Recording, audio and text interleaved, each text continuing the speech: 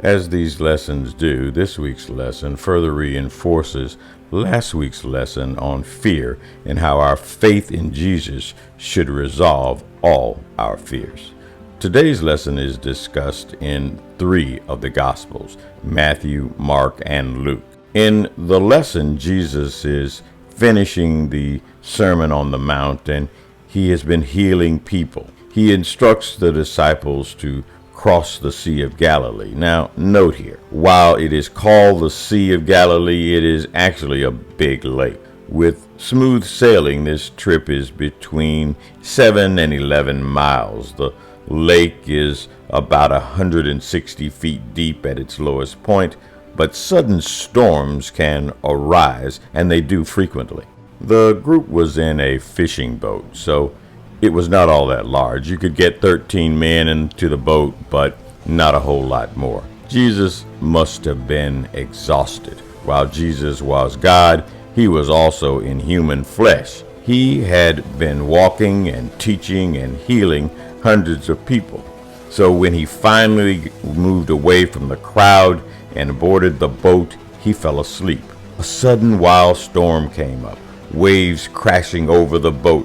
It was about to sink this little boat, and Jesus, the leader, was still in the back sleeping. As career fishermen, many of Jesus' disciples were seasoned at sailing, yet this storm was horrifying enough that they were convinced that they were going to die. Obviously, this was a uniquely terrifying storm. The disciples woke Jesus, saying, "Lord, save us. We are going to drown." Other accounts say they said, "Teacher, don't you care if we drown?"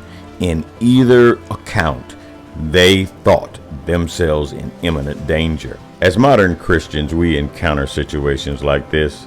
The storms in our lives, those situations so troubling, neither natural or man-made, that they are beyond our human control. There are times when our storms seem so overwhelming, our troubles so outrageous, that we are convinced that they are going to kill us or destroy our dreams.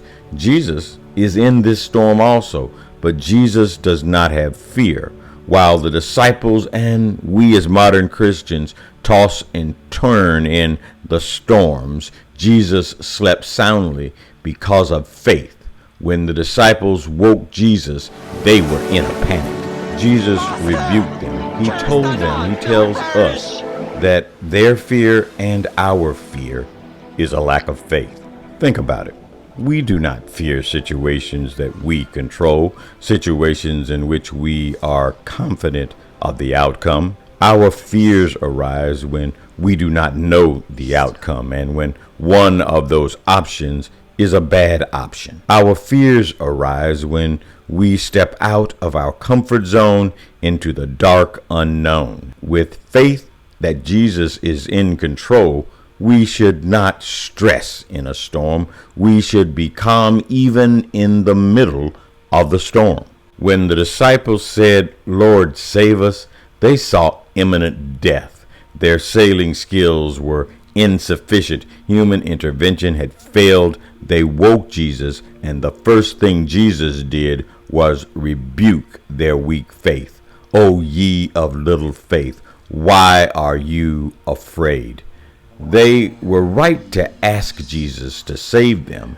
Their request showed that they had faith that Jesus could save them in the middle of their storms, but it was their fear that told of the weakness in their faith. They came to Jesus in a panic, not with confidence and assurance. Jesus did not rebuke them for asking him to save them, but for having their fear. Remember, at this point, the disciples had been with Jesus for over a year. They should have had more confidence after hearing him teach, seeing all the miracles he had performed for others. But this storm was confronting them personally, and their personal imminent death was before them. When it is personal, it feels a little different, doesn't it? So even though the Messiah is in the boat, they panic. The question, "Why are you afraid?" was meant to teach them and to teach us. Jesus is saying, if you have faith, there is nothing to fear. With faith in Jesus, fear is an illogical, useless emotion. Jesus calmed the storm with mere words. The disciples were amazed. These fishermen had never seen anything like this. So their question, what kind of man is this? What manner of man is this? Expresses amazement, not inquiry. What the disciples learned and what we as modern Christians learn by this lesson is that God does some of his best work in the middle of our storms. That's the lesson for this week. Have a great week. Bye.